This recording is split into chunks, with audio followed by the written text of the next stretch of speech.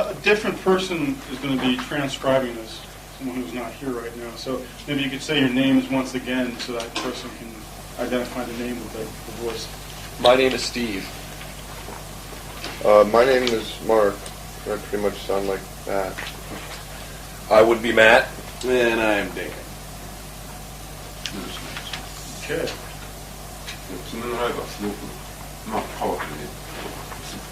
He was very impressed by last night's show.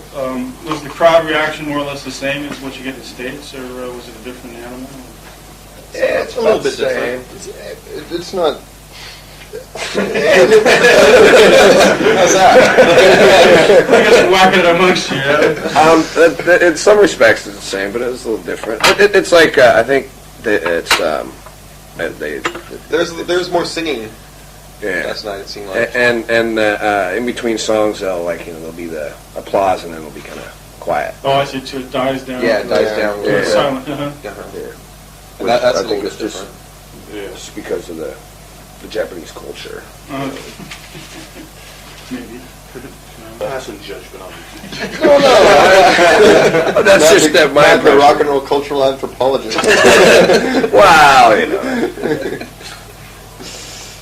They're polite. They want to be quiet to listen to what I have to say. Which amounted to What do we call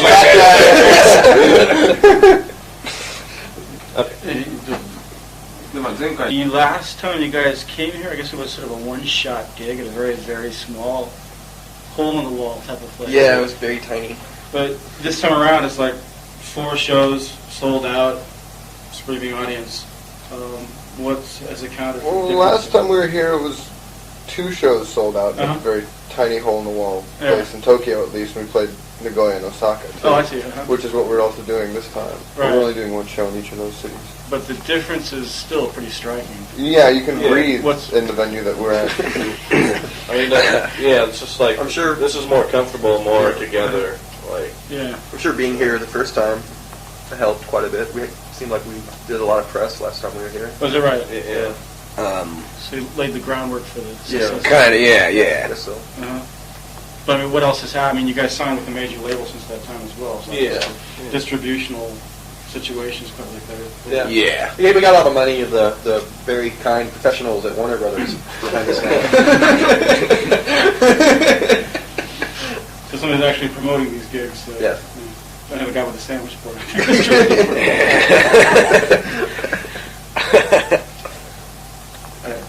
There's a little bit more about the difference between life on Sub Pop and life on Warner's. What are the biggest differences? Well, Sub Pop people have been like friends of at least some of ours since like 1983, before the label was even in existence. You could always, if you wanted to talk to him, just walk downtown and take the elevator to the 11th floor and No, to the 10th floor. And then take the stairs up to the 11th floor.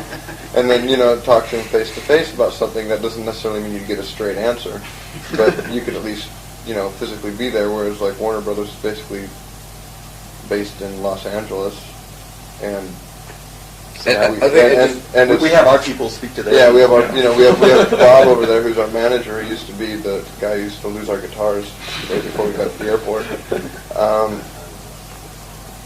It takes more phone calls to accomplish something, I guess. That probably takes the same number of phone calls to actually accomplish something, but it's all different people instead of like calling Bruce 20 times to get something done. Yeah, you have to call like 20 different people once. Yeah. Well, also it's like, as far as like the bonuses don't Warner's stuff, it's the distribution's like a lot better. And it's easier to get your records released like worldwide as opposed to to get them Sub Pop has pretty good distribution now. But at the time, but Warner does have a larger back catalog to raid. yes. Yes. How about when it came time to actually recording them? Were they a little more freer with the budget there, or does that matter? Well, we got like more money, but we would have gotten something similar from Sub Pop probably. Yeah. Considering how much the last Love Battery recordings cost. Yes. So, not much changed like that. I mean, there was still, we just went in, recorded it, and handed it to them. So probably it worked out the way it would have worked on Sub Pop anyway. Yeah. So you're reaping the distributional benefits. Yeah. By the way, I don't translate for him right now because we're sort of limited time-wise, and this gets translated later. And yeah, that's why it's not like you're going to be misinterpreted. We trust you. We wouldn't know anyway. You can put in whatever you want. What was the actual reason for leaving Sub Pop in favor of Morrison? Well, Sub Pop, when we left them, they were in really disorganized and bad financial straits. So, and since they were friends of ours, and like we were getting fairly frustrated with them, we figured we should leave before, we hate each other, and or it gets worse than that. They go out of business, they owe us all the money that we, earned. So we left before it got worse. We had no idea that Nirvana would come along. It would just be so much better. And we didn't really leave for the sake of going to a bigger and better label. We were actually looked at going to just Caroline, which is the independent label too, that was distributing Sub Pop, and they seemed a lot more uptight than like a lot of the major labels we talked to. And it was just the fact that since we were looking for another label, there were some majors interested, and we just thought, well, we might as well have a look at them, and it ended up being to our liking. In what way was Caroline uptight? Just like side projects. They wouldn't let us. They said we couldn't do any. They expected us to like tour like 9 months of the year, kind of like Smashing Pumpkins, and we're like, well, we don't do that. We tour and we want, put out records. And they told us we should sweeten up our guitars when we record. Really? Yeah, they Did he say that? Oh no, that was a Chrysalis guy. They were definitely more uptight. Now, They're the funny thing is though now that Sub Pop just put in like a $12 million suit against Caroline Records because Caroline had been ripping them off for the last 2 years. So now we're glad that we didn't go. Caroline. Yeah, it was just. And Warner's pretty much, gave us Free reign. enough free reign for us. Yeah, they seem. You never have complete freedom to do anything you want, really. But So that you're about as close now as yeah. Was there any sort of feedback at all, though? Like, do something with this track or move this around? No, nothing. There was none. We get a lot more feedback about like videos and things like that. So Which all cost more than recording of the whole album. Yep. So there's a reason for that. Yeah.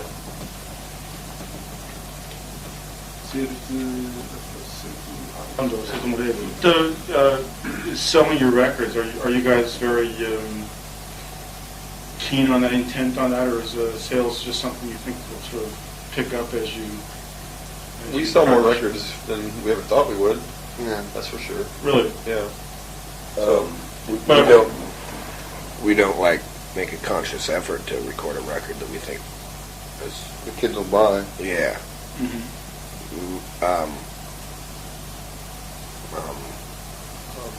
I mean, the reason that question was asked is because a lot of bands will just say, we just want to sell enough records to break even. Right. Whereas other bands will say, no, we knew we had to do this and that, and that's why we did this song, and that's why we performed this gig. Well, we operate real cheaply, so it was like We no don't have problem that for us to on our break backs, even. We're not like getting tour support and using a big bus. And the record cost us like $15,000 to record. Is that right? That's like $5,000 less than the cheapest video we did for it. That's bad. That's less money than most these record company bashes, in the Christmas party. Yeah. Sure. So we don't have that total pressure. We're pretty much. I mean, we've been doing this for a certain number of years, so we're pretty self-sufficient on the road. We always have been.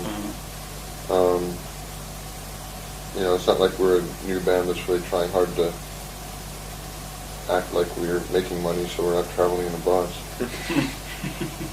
So I mean, as long as the CDs sell moderately, you're happy. Sure. Yeah. Yeah. I mean, if someone told any of us, 3 or 4 years ago that we were going to sell, over 100,000 records. We were like, yeah, sure, guy. I don't think any of us really pay any attention. Actually, I couldn't tell you how many records we've sold. It's just kind of a question that we don't really ask. I mean, Well, I asked we when I can, was down in LA last time. just try to keep up on it, just to make sure that It's like 130, 140, something like that. just so we. But we know. really don't have any idea of like our back catalog with how many that's sold exactly, do we? Yeah, sure. Okay, what is it? I haven't asked them for a long time. But we get like, No, yeah. shows how much. You can get a computer printout of that from Sub Pop anytime. Yeah. Yeah, they tend to audit that kind of thing. Yeah. Yeah. Well, But see, I thought that was another thing with being on an indie.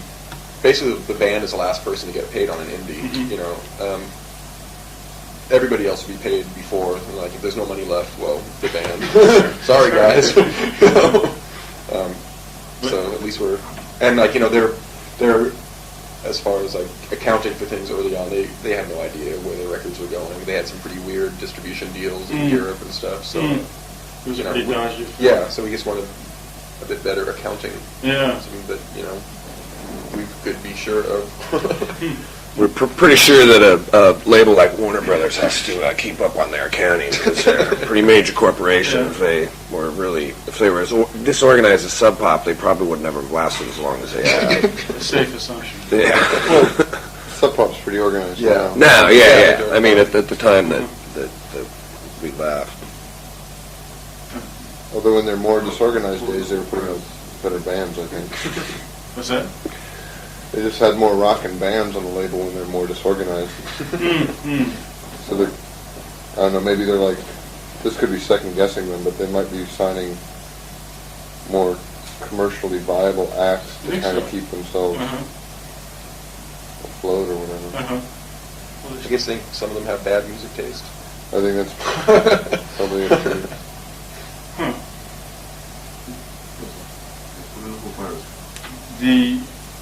I don't know, you guys probably don't follow the charts very much, but I guess, what is it, the Porno for Pyros, Primus, cracking the top 10, I guess, debuting the top 10. In the regular charts? In the regular charts. And, of course, Nirvana's chart success, a year ago, whatever.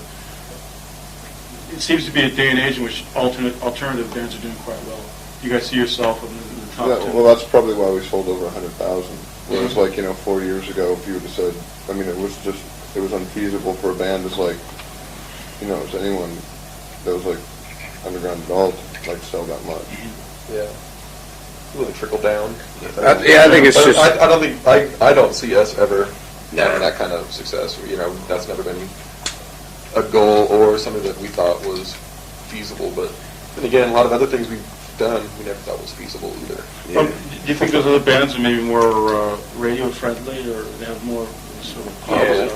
Yeah. More so than you guys. And And also, I think Pornos and Pyros does have a pretty big legacy with Perry Farrell. Yeah, it's the same. And the audience too, I think, has changed their tastes a little bit, or they seem to accept Music with a lot of notes. or just stuff that accepted. was considered alternative 4 or 5 years ago is now mainstream. Yeah. I think obviously people must like it because they're buying the records. I think that had something to do with it. People just got tired of Bands that just didn't seem real. right. Probably. I mean, Or it's just a big fad. Yeah, yeah. Maybe it is a big fad. Maybe this year's big fad is bands that seem more real than bands like CNC Music Factory. Yeah. Well, I mean, you get bands like Stone Temple Pilots, I believe it is, or especially. Yeah. I think we're doing to number 1, I think. Yeah. But see, well, you guys are not exactly that out of place among that sort Yeah, of. but see, a lot of those bands have a more polished sound. A lot. They definitely spent more than we did in the recording. And just overall slick sounding. That's never been something we've liked. that much. Yeah, Uh-huh. and we're at the total other end of the spectrum. Mhm. You know, A little too more much. stripped down raw, and it's Mhm. like I don't really see us being like that acceptable like a lot of people have liked those bands and stuff. The fact that we're as popular as we are now is probably, because of the huge fact, popularity. because of those other bands is huge popularity. Mhm. But I don't think we'll never get as popular as those guys. Or at least I don't expect to. But then again, we've never expected確かにthis very much to begin with either.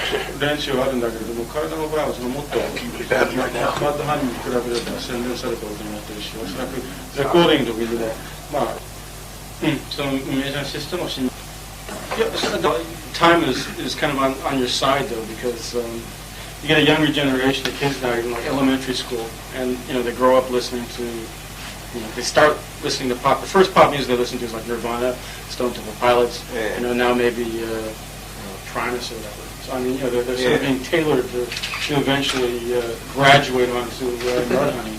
So I would imagine there's sort of potential for major breakthrough success. It's hard to say. I mean, stranger things have happened, I guess. That also, Look, I don't have the time to wait for those kids to grow up. that could be when we're You're going to move on to the solo career with Vegas. Just old age. Yeah, that'd be great if a generation of kids grew up buying their back catalog and we could just sit around and reap the benefits of the records we put out the past 5 years. Well, you figure the sixth graders are going to be working at McDonald's in another 4 or 5 years, spending their hard Extra earned- spending. It's already gotten to the point where there's pretty young kids coming to our shows, as opposed because we used to, when we first started out and did our first tours, it'd be people our age, and but now we'll do shows and there'll be like kids there that were Wider spectrum born of in like ages. 78. It blows us away. 70, but kids born in the 80s maybe. They're like 13 years old if they're born in 1980. Yeah. We've met quite a few young kids that were 14, 13. And stoned. Yeah, that's We got them really drunk. We can't have it. That kid at the grunge fest? Yeah. No, that's good. Talking to you guys to step back and look at yourself and what you're a part of, I guess. But some people have been tossing around the expression the Lollapalooza generation because of the sort of surge of so-called alternative bands. Do you see kindred spirits within that movement at all? Bands you would liken yourself to? Or? There's a lot of people that obviously come from similar musical backgrounds and stuff. Sure, Well, a lot of people, used to be in hardcore bands or whatever in the early to mid '80s and stuff. Ice Cube. So yeah, sure, I mean, that's a pretty diverse group of people, actually, if you think about it. Like, if it goes from, Ice Cube to, Susie and the Banshees to, Dinosaur Jr. I mean, that's several different backgrounds and generations. Yeah, but I mean, the roots seem to go back to the same thing. I mean, early 70s metal or maybe, a proto-garage rock or the MC5, and maybe, in the case of the rappers, I mean, gosh, who knows what. Funkadelic. Yeah, Maybe. they used samples from Funkadelic. Sly Stone. I mean, you got to trace it back, so maybe your influences tend to be overlap. Yeah. Oh, yeah. And look at the way all the bands are lumped together, within the Lollapalooza tour. I mean, it's almost like harkens back to the 60s, when you would get a Sly Stone appearing on the same stage with the Steve Miller Band. So, I mean, maybe it's just a generation away from that. That'd be cool. I mean, just diversity is a good thing, I think. Mm-hmm. How about your own taste? Are your taste diverse? Or? No, I only like Discharge. I mean, we all have similar tastes in certain things, and drastic, different tastes and other stuff. There's common ground, But amongst us. individually, There's a lot of things that individually too, I think. I think individually we have pretty diverse tastes. Like, just depends on what kind of mood you're in. To look at like one of our record collections, there's a pretty diverse range just in one of our collections. All the way from Dinosaur to Babes in Toyland. You listen to them all. Got them all covered. Yeah. What were the key influences that actually inspired you to want to start a band? For this band, it was, we'd all been in bands before. Me and Mark had been in bands together and stuff, but I think Probably like the initial three might have been was like Blue Cheer and the Stooges were like big and ones. Neil Young, probably. Stooges, Neil Young, And Blue Cheer. And then Blue punk Cheer. rock, and And then like and whatever Punk rock in doing. general. punk rock, like starting in the 60s, the whole just like, little tiny garage bands.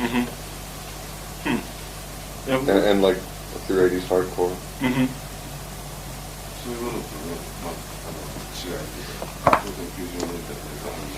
Kind of a abstract question here, but comparing the musicals, the music that inspired you getting into this against your own music, what are the key differences? Like, you talked about stuff from the 60s, or Yeah. Well, it comes from now. that's the And biggest one. it's us being a filter of ineptitude. I mean, like, and we've never like just gone after one particular thing that we've liked, yeah. Like, say if we really like 60s garage shit, it's not like we tried to be a Right, 60s right. garage band. It all or kind of gets something. mixed around, Yeah, digested. And, just mixed it all up. Uh-huh. Put it through the old Mudhoney filter. The blender. I think we're kind of limited as to what we can play too. So Yeah. it's like, if we really want to sound like another band, we probably couldn't do it. So we're kind of stuck with what we got. Limitations. Was there ever a time when you did just copy stuff? Yeah. Really? Like did cover songs and Yeah. stuff. Like, Oh yeah. What kind of covers did you do early in Like, the Or not early on. Just not It's not this saying band it's not in saying particular, it's but just yourself, like when you first started. Anything that I didn't play. I've never played in a cover band. But I mean, I think Matt, you probably do more cover songs. Yeah. than Yeah, us. just because I was in this band called the Melvins, and we lived in a small town, and there wasn't anything to do but practice, basically. So we practiced just about every day, And after a while, it's like, you get kind of tired of playing your own songs all the time and writing your own songs. So it's just fun to learn cover songs. And we did a big range of stuff, but we covered like a lot of Black Sabbath and Kiss. Kiss. Those are the big highlights. Those are the big highlights. But like even earlier than that, I remember like doing a lot of like Who and King's covers and stuff. And, anything live and with an attitude, I guess. yeah. Anything that was simple enough for us to play. Anything that was 3 chords. Whereas like my first band, we couldn't even imagine how another song was written, so we were limited to only songs that we wrote.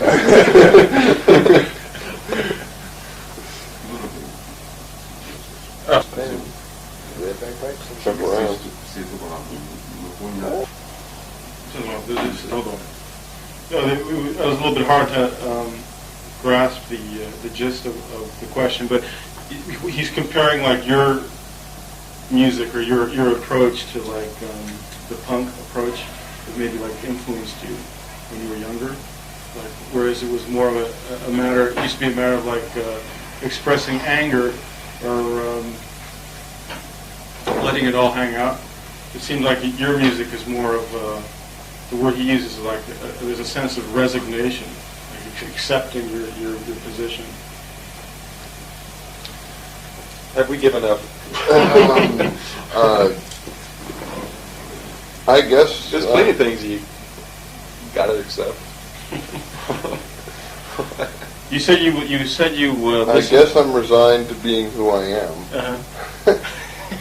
Aren't we all? I mean, there's always things that are going to bug you, but I don't know if it's changing. You said you like listened to hardcore for a while, or you Oh, yeah, you were yeah. actually in hardcore Yeah, bands. yeah. Uh-huh. Well, kinda. Well, yeah. I mean, it was part of that whole. Yeah, It wasn't like as only hardcore. yeah. It wasn't like it was a band that was like more like inspired by like equal parts Minor Threat, Void, and Flipper. So it wasn't like a down the line hardcore band. You know what I mean? Yeah. I can't see any of those influences. No, but I mean that's what we thought. Right. You know, I mean, that's like, so it wasn't like it was like 1, 2, 3, 4, play as fast as you can, and playing bar chords because You end up with a it was more like just 1, 2, 3, 4. start Go. Hope. and hope we all end at the same time kind of thing. But sometimes it'd be 1, 2, 3, 4, go, and I mean it wasn't just like, but it had a lot of. Play them some more, Mark. Oh, the glory days. Do you think you outgrew that? Why did you stop that? It just You sort can't of, just like. I mean, I'm amazed that people can still like be totally into hardcore. or just one Or only type. that one thing. It's like it's too narrow. I mean, Yeah. You find just, other things you like. yeah. The longer we're around, the more things we discover that we like. Does anybody still do hardcore? Yeah, there's bands carrying the torch. the Suffocated. Um, With, Royal Crux, or from the the Royal Crux. Moral Crux. Are they still together? I Yeah. think so, yeah. Yeah, there's plenty. There's Really? thousands. Poison of Idea, but I those don't- just broke up. I consider them. Who? Poison Idea. Uh-huh. They're more punk rock. At times Yeah. crossover metal stuff too. Yeah, Strictly hardcore. but it's more But yeah. something that you don't really hear much these days anymore. Yeah. It's more popular, I'd say, in the early 80s. I don't hear any of it anymore these days because I try not to. But there's definitely bands that are, that are. I saw the Suffocated. Formula and I 1, 2, enjoyed 3, them. 4 hardcore. They had a big kick. I think that was what the question was about in part there, like, sort of the youthful attitude of hardcore versus what you're doing now, which is obviously more of a None of the natural- people in the Suffocated are very youthful. Well, Yeah, I see. But I mean, yeah, it seems like hardcore is like like a teenage kind of thing. Right. A lot of it. Yeah. At least like what I consider like hardcore was like I guess because I was 16 and like all the bands I listened to seemed to be about the same age. Uh-huh. At the time. But how does your music change with age? Do you are you improving at your craft with each song you write? Well, I don't know. first rheumatism sets in. And then the I mean, Heartbreaker Sunrise. we just know a lot more music that we like, and like there's different things that we try to bring into it. So you think it becomes more diverse? Well, actually, Yeah. probably kind of more watered down and less to the point. More watered down. Maybe it will. It's I don't know. I mean, we don't sound that much different from when Mudhoney started, really. No, we're better at playing together than we were when we We're started. tighter, Mm-hmm. but that's just because we've been a band for 5 years. 5.5 years. We're making excuses for being tighter. Well, I'm sorry. Anybody would, naturally. Since we think we're tighter. Yeah. You might not have been able to tell that last we were night. thinking that last night. One last question before we take our pictures here. Okay. Wants to know the names of like younger bands or even older bands that you sort of your eye on, and why you've tended to notice these bands. Like, I guess the up and coming In Seattle? bands we should know Or about. anywhere? That doesn't have to necessarily be in Seattle. well, there's like the post-Pussy Galore bands, Royal Trucks and John Spencer Blues Explosion, Why are they post? because they both had members from Pussy Galore. Pussy Galore was A band from New York, They made it over here. Yeah, actually, they like 86 or something like that. Now, Pussy Galore came over here like Or 87? 89 or 88, because like Oh yeah, they we came there and like were together at that point. yeah, the Tad band like joined them when they got back from Oh. there and went on tour with them. So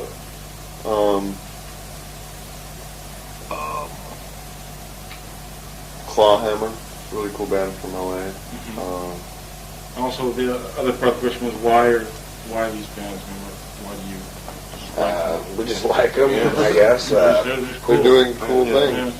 I mean, I don't really analyze why I like a band. You know, it's like if I hear them and I go, "Wow, this sounds cool," you know, and that's as far as I. It clicks. Yeah. Yeah. I mean, to sit around and like analyze, well, why? That's I our like job. this band. It's like, Is beyond you. There's a bunch of small bands in Seattle That are really cool. Pretty cool. Some of them, like, so small they play to like 20 people, kind of things. There's a whole bunch- That'll change for Kent 3. Yeah. There's a lot of bands, out there. And it's not like we listen to them all and like them, but there's plenty of little shitty bands, little shitty garage bands that I think are cool. Name off some examples. Well, the Seattle list? No. We always talk about Seattle. Let's talk about the... Trying to think of other... I like the Palace Brothers. Oh, yeah. That was a new Haven't heard band them that I thought was cool. Yeah, he was asking what if there was any one element that sort of links all these Seattle bands. What do you think it is? Is there any sort of Seattle. Location. That's the Thanks only thing for I that can- acute observation. Well, that's the only thing that I could come up with, because a lot of the Seattle bands that people lump together are like, I don't think Pearl Jam sounds like Nirvana, or either one of those two sounds like Soundgarden, or, but they're all lumped together as like, One thing that all these bands tangled. pretty much have in common is that it's usually a guitar, bass, drums, vocals band. I mean, it just... yeah. Other than that, it's, they're all like pretty much live rock and roll bands. And then you trace them all, the main bands, back to like the hardcore scene of Seattle. yeah. They like to crank it up. I mean, they all. Yeah. And we But generally they're, pretty much know each other. Yeah, we all know each other. I've been in other bands with different people or, whatever. I mean, it was fairly small scene, but... You'd see the same 25 or 50 people at every show. every show. It's totally different now. So it's like you eventually get to know everyone. Yeah. But other than that, it's not. I don't really think there's a lot. There's a shared history, but I don't think there's any kind of sounds that are... Why Seattle though? Why did everybody sort of converge in Seattle? Why not? If everyone, I don't know. Back in that probably is happening because of any town. It's just like usually it's just forgotten and ignored. the main thing that really took, why it got, like what it is right now is probably like because of Sub Pop.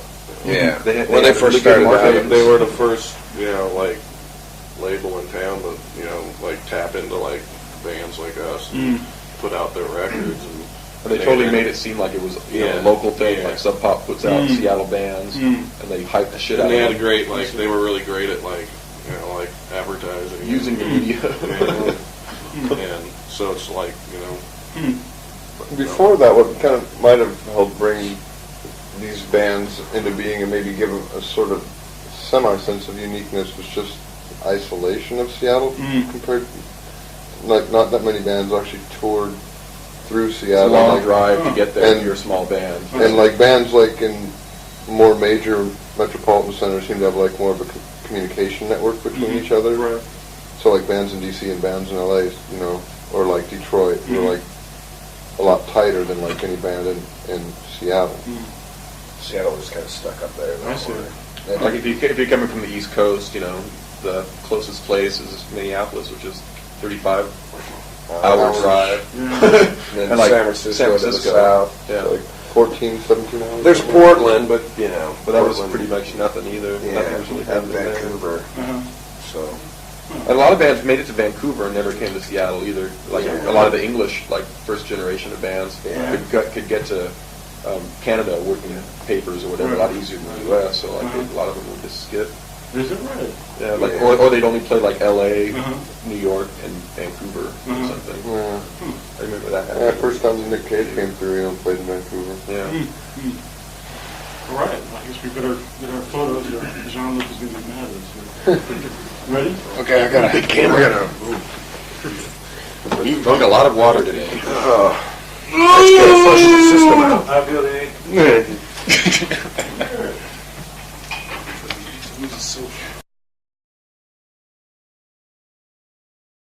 And in between songs, there'll be the applause, and then it'll be kind of quiet. Oh, I see. So it dies down. Yeah, it dies Yeah. down. So it's Yeah. silent. Here. And that's I a little think bit it's just different. Yeah. just because of the Japanese culture. Maybe. Passing judgment on me. No, no. That's Matt just that my Matt, the impression. rock and roll cultural anthropologist. Wow, you know. They're polite. They want to be quiet to listen to what I have to say. Which amounted to What do we call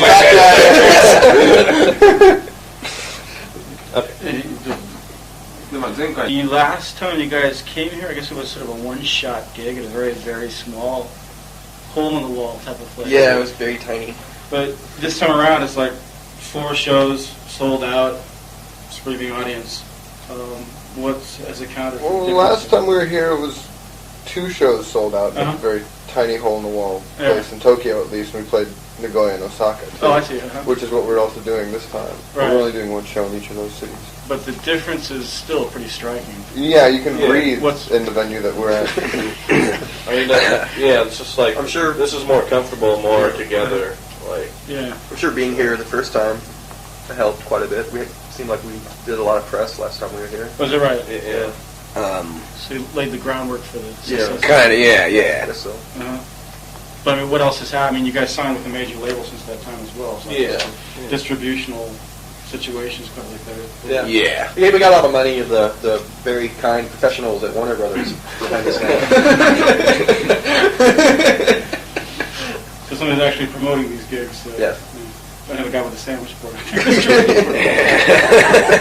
Push something, I guess. That probably takes the same number of phone calls to actually accomplish something, but it's all different people instead of like calling Bruce 20 times to get something done. Yeah, you have to call like 20 different people once. Yeah.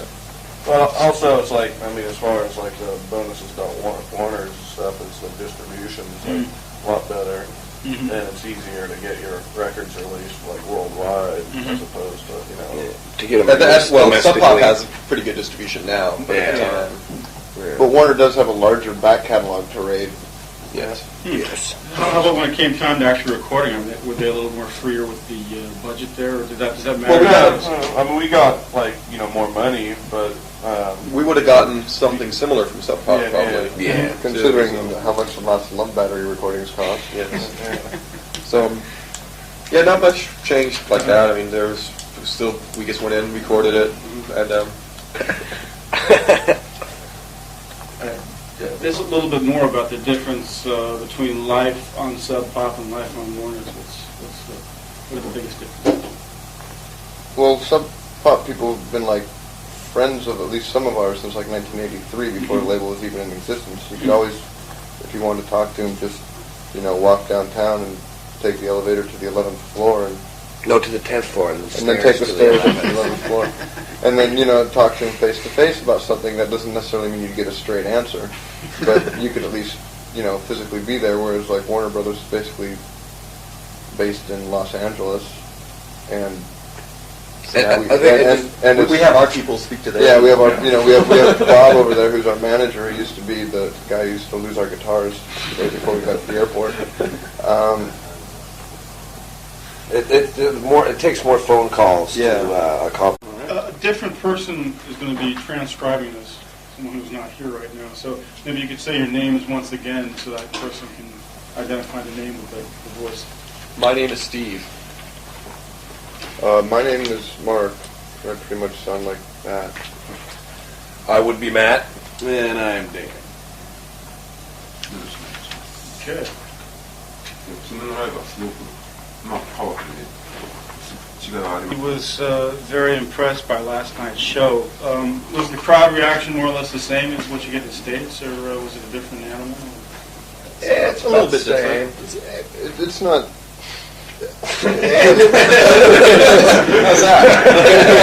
I guess whacking it amongst you, yeah? In some respects, it's the same, but it's a little different. It's like I think that it's There's more singing yeah, last night. It seemed like. and